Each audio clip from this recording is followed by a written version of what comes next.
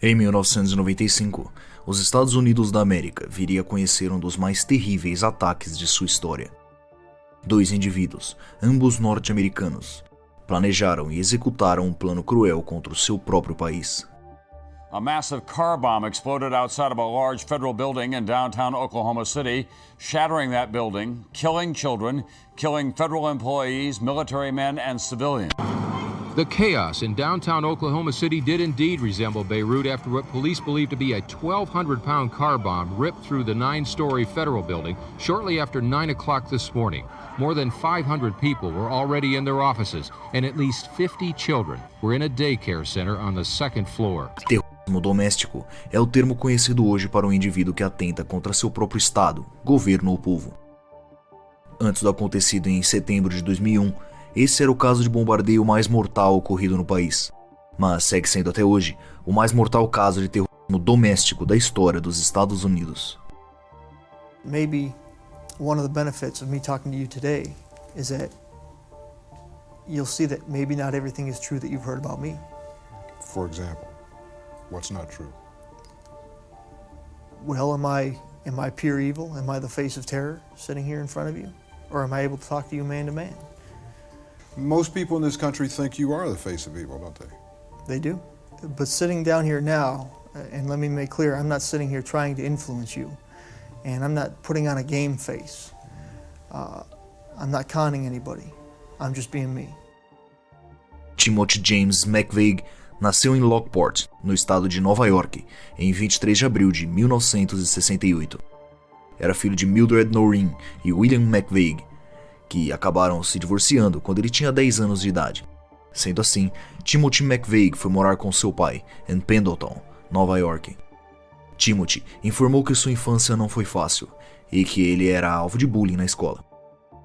Isso fez com que ele entrasse em um mundo de fantasia, onde acabava por retalhar os valentões que o perseguiam.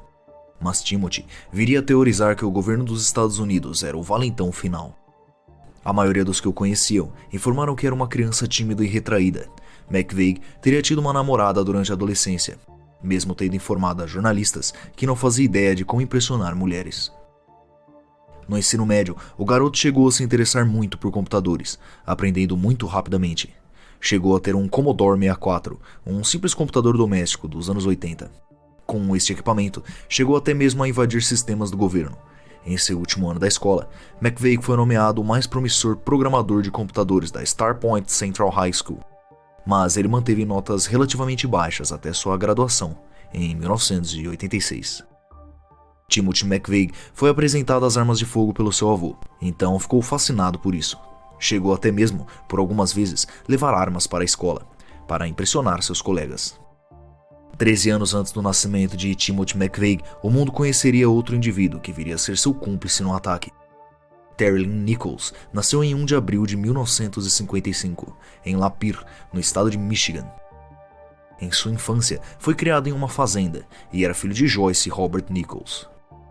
Durante seu crescimento, ele trabalhava na fazenda de seus pais, onde aprendeu a cuidar e tratar animais e até mesmo operar máquinas e equipamentos necessários para a criação e o plantio.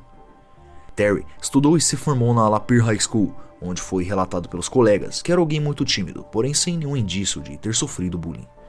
Nichols era um jogador júnior de futebol e também lutava, além de ser bom em artesanato e ter se mostrado inteligente no restante das matérias. Ele se formou no ensino médio com boas notas e com a ambição de se tornar um médico. Terry chegou a tentar fazer faculdade e até mesmo a trabalhar como vendedor de imóveis no Colorado, mas nenhum desses planos acabou indo para frente. Teve de voltar e ajudar sua mãe na fazenda da família. Em 1982, teve um filho com Lana Walsh, uma mulher que já era mãe de 2 filhos. Durante esse casamento, Terry passou por diversos tipos de trabalho, mas mesmo assim, somente Lana viu uma profissão. Terry Lynn Nichols passava mais tempo em casa como homem do lar, cozinhando, jardinando e cuidando das crianças. Nichols nunca gostou da vida na fazenda e, aos 33 anos, em 1988, decidiu se alistar ao exército americano. Praticamente no mesmo tempo, no estado da Geórgia, já estava Timothy McVeigh, agora com 20 anos de idade, em 1988. Formou-se na Escola de Infantaria do Exército dos Estados Unidos, em Fort Benning, na Geórgia. Enquanto estava no exército, McVeigh usava muito do seu tempo livre para ler sobre armas de fogo, táticas de atiradores de elite e explosivos. McVeigh foi repreendido por militares por comprar uma camiseta White Power em um protesto da Ku Klux Klan contra militares negros que usavam camisetas Black Power em torno de uma instalação militar. Sterling Nichols foi enviado para Fort Benning, ao lado de Columbus, na Geórgia, para treinamento básico. Como homem mais velho em seu pelotão, ele tinha dificuldade com o aspecto físico do treinamento e às vezes era chamado de vovô pelos outros homens. No entanto, ele logo se tornou o guia do pelotão por causa da sua idade. Timothy McVeigh estava em seu pelotão e eles rapidamente se tornaram amigos íntimos. Eles tinham muitas coisas em comum. Os dois homens cresceram em áreas rurais brancas e não gostavam de trabalhar com negros. Ambos haviam tentado a faculdade por um tempo e tinham pais que se divorciaram. Eles compartilhavam opiniões políticas e interesses na coleta de armas e no movimento de sobrevivência. Os dois foram mais tarde deslocados juntos em Fort Riley, em Junction City, Kansas, onde eles conheceram e se tornaram amigos do seu futuro cúmplice, Michael Fortier. Nesse período no exército, McVeigh se destacava e ganhava várias medalhas e títulos de honraria por suas atuações. Ainda em 1988, chegou a ser promovido a sargento. Timothy McVeigh chegou a ganhar um documentário sobre o caso que falaremos à frente por aqui, onde ele diz ter decapitado um soldado iraquiano com um tiro de canhão em seu primeiro dia na guerra e celebrou este feito. Ele disse que ficou chocado com a ordem de executar prisioneiros rendidos e ver a carnificina na estrada que saía da cidade do Kuwait após as tropas norte-americanas derrotarem o exército iraquiano. McVeigh recebeu vários prêmios de serviço, incluindo a Medalha de Estrela de Bronze, Medalha de Serviço de Defesa Nacional, Medalha de Serviço do Sudoeste Asiático e a Fita de Serviço do Exército e a Medalha de Libertação do Kuwait. Já Terry Nichols enfrentou alguns problemas pessoais durante esse período, onde acabou se divorciando de Lana Walsh. Chegou a pedir ao exército para que voltasse para casa, pois seu filho, nessa época com 7 anos, estava com problemas. Mesmo assim, Lana se foi com as crianças e Terry Nichols, pouco tempo depois, acabou casando novamente, agora com uma jovem de apenas 17 anos, de Filipinas. Marife Torres acabou engravidando de Nichols e então tiveram 2 filhos. Casamento esse que não deu certo novamente, onde Marife acabou voltando para as Filipinas e levando as crianças com ela. Em 1991, Timothy McVeigh decidiu deixar o exército americano, e então acabou sendo dispensado com honrarias. Em sua vida pós-militar, enquanto visitava amigos em Decatur, Michigan, McVeigh reclamou que o exército implantou um microchip em suas nádegas para que o governo pudesse rastreá-lo. McVeigh trabalhou longas horas em um trabalho ruim e sentiu-se frustrado por não ter uma casa. Ele procurou por um relacionamento, mas seus avanços foram rejeitados por uma colega de trabalho e ele se sentiu nervoso em relação às mulheres. Ele acreditava que trazia muita dor para seus entes queridos. Timothy ficou irritado e frustrado com suas dificuldades em encontrar uma namorada e passou a jogar obsessivamente. Incapaz de pagar dívidas de jogo, ele fez um adiantamento em dinheiro e, em seguida, não realizou os pagamentos. Ele então começou a procurar um estado sem regulamentação governamental pesada ou altos impostos. McVeigh ficou furioso quando o governo lhe disse que ele havia recebido o excesso de $1.058 americanos enquanto estava no exército e teve que devolver o dinheiro. Timothy McVeigh apresentou sua irmã à literatura anti-governo, mas seu pai tinha pouco interesse nessas visões. Ele saiu da casa de seu pai e foi morar em um apartamento sem telefone, que tinha a vantagem de impossibilitar que seu empregador o contratasse para horas extras. Seu fascínio por armas e por tudo que fosse anti-governo somente aumentava durante os anos de sua vida, e nesse tempo, Timothy McVeigh fantasiava sobre cometer seu atentado de vingança. Sterling Nichols seguia um momento parecido em sua vida, onde vizinhos dele disseram que ele participou de reuniões de grupos anti-governo, experimentou explosivos e ficou mais radical com o passar do tempo. Em fevereiro de 1992, ele tentou renunciar à sua cidadania norte-americana, escrevendo para um funcionário do condado local em Michigan, afirmando que o sistema político era corrupto e declarando-se um estrangeiro não residente. McVeigh tinha um atlas rodoviário, com designações feitas à mão dos locais mais prováveis para ataques nucleares, e considerou comprar propriedades em Seligman, no Arizona, que ele determinou estar em uma zona livre de armas nucleares. Nessa época, Timothy viveu com Michael Fortier, seu antigo conhecido no exército, em Kingman, Arizona, e eles se tornaram tão próximos que ele serviu como padrinho no casamento de Fortier. McVeigh experimentou cannabis e metanfetamina depois de pesquisar seus efeitos em uma enciclopédia. Ele nunca esteve tão interessado em drogas quanto Fortier, e uma das razões pelas quais se separaram foi o tédio de McVeigh com os hábitos de drogas de Fortier. Em abril de 1993, McVeigh se dirigiu para uma fazenda em Michigan, onde viveu com Terry Nichols. Entre assistir a cobertura do cerco de Waco na TV, Nichols e seu irmão começaram a ensinar McVeigh como fazer explosivos, a partir de materiais prontamente disponíveis. Especificamente, eles combinavam produtos químicos domésticos em jarras de plástico. A destruição do complexo de Waco enfureceu McVeigh e o convenceu de que era hora de agir. Particularmente, o uso do gás CS por parte do governo em mulheres e crianças enfureceu Timothy. Ele havia sido exposto ao gás como parte de seu treinamento militar e estava familiarizado com seus efeitos. Em 1994, Timothy McVeigh e Terry Nichols já estavam decididos. Fartos do que viam sendo feito pelo governo americano e frustrados com seu próprio fracasso pessoal, os dois homens já haviam iniciado seu plano de vingança, que foi seguido por meses, com paciência, dando um terrível passo de cada vez. Em 22 de setembro de 1994, Terry Nichols e McVeigh alugaram um galpão de armazenamento e começaram a coletar suprimentos para o caminhão-bomba. No final de setembro ou início de outubro, Nichols e McVeigh roubaram dinamite e detonadores de uma pedreira próxima. Terry começou a comprar grandes quantidades de fertilizante de nitrato de amônio e armazená-lo em 3 unidades de armazenamento de aluguel. Nichols também roubou um traficante do Arkansas, que tinha amizade com ele e com McVeigh. Em fevereiro de 1995, Nichols comprou uma pequena casa em Harrington, no Kansas, com um pagamento em dinheiro. Já em março de 95, ele comprou o diesel. Em 16 de abril, um domingo de Páscoa, Nichols e McVeigh foram de carro até Oklahoma City para deixar o carro por lá. Em 18 de abril, um dia antes do bombardeio, Nichols ajudou McVeigh a preparar o caminhão-bomba em um lago, perto de Harrington. McVeigh comentou sobre a retirada parcial de Nichols e Fortier da trama, dizendo que eram homens que gostavam de falar duramente, mas no final, suas cadelas e filhos governavam.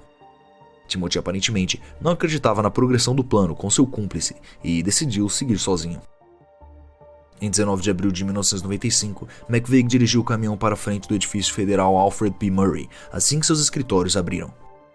Antes de chegar, ele parou para acender um fusível de 2 minutos. Às 9h02 da manhã, uma grande explosão destruiu a metade da parte norte do edifício.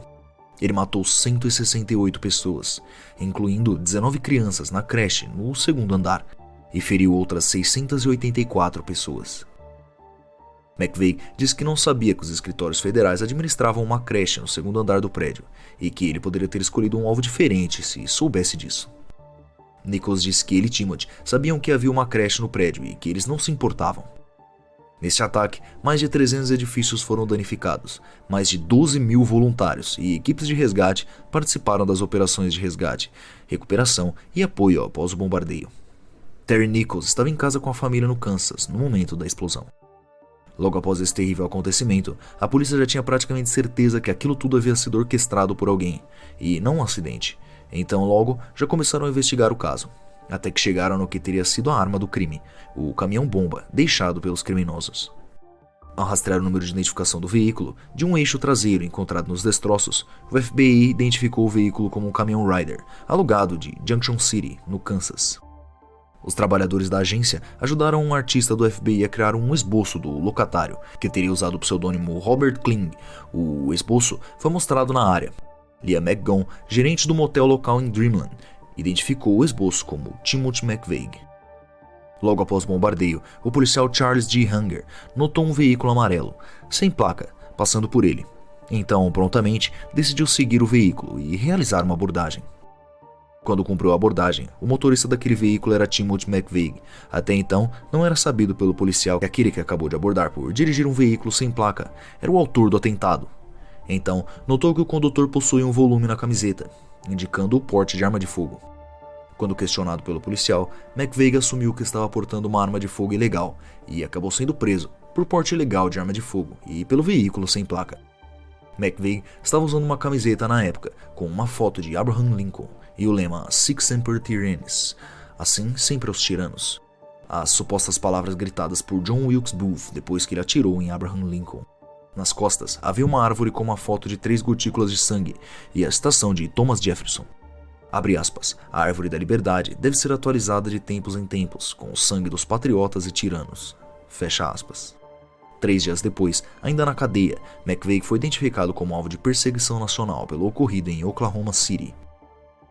Com a prisão de McVeigh e a investigação fluindo, a polícia já tinha um segundo nome, que estava diretamente ligado a Timothy McVeigh. Terry Nichols já era uma pessoa considerada suspeita de participação no crime, e a polícia já tinha provas materiais da ligação entre os dois. Em 21 de abril, Nichols soube que ele era procurado para questionamento e se entregou. Em seguida, consentiu em uma busca em sua casa. A pesquisa revelou detonadores, cabos de detonação, nitrato de amônio moído, barris de plástico semelhante a fragmentos encontrados no local do bombardeio, 33 armas de fogo, literatura anti-guerra, um recibo de fertilizante de nitrato de amônio com as impressões digitais de McVeigh, um cartão de crédito que McVeigh usou quando estava comprando equipamentos para a fabricação de bombas e um mapa, desenhado à mão, do centro de Oklahoma City. Nichols foi considerado como uma testemunha material do atentado, até que ele foi acusado em 10 de maio. Em 10 de agosto de 1995, McVeigh foi indiciado em 11 acusações federais, incluindo conspiração para usar uma arma de destruição em massa, uso de arma de destruição em massa, destruição com uso de explosivos e 8 acusações de homicídio em primeiro grau. Em quase 2 anos dos processos de julgamento de Timothy McVeigh, muita coisa aconteceu. O caso chegou a ser transferido de Oklahoma City para Denver, no Colorado. Os advogados de Timothy ficaram sem muitas opções para lidar com a defesa do cliente e acabaram por tentar utilizar a justificativa dos possíveis crimes do governo dos Estados Unidos em Waco, no Texas, onde o cerco de 51 dias ao complexo do ramo davidiano resultou na morte de 76 membros do grupo. Como parte da defesa, os advogados de McVeigh mostraram ao júri o controverso vídeo Waco, The Big Lie. Em 2 de junho de 1997, McVeigh foi considerado culpado em todas as 11 acusações federais. Após o veredito, Timothy tentou acalmar sua mãe, dizendo, abre aspas, pense desta maneira, quando eu estava no exército, você não me via há anos. Pense em mim assim agora, como eu estou no exército novamente, em uma missão para os militares. Fecha aspas. Em 13 de junho de 97, o júri recomendou que McVeigh recebesse a pena de morte. O Departamento de Justiça dos Estados Unidos apresentou acusações federais contra ele, por causar a morte de 8 oficiais federais.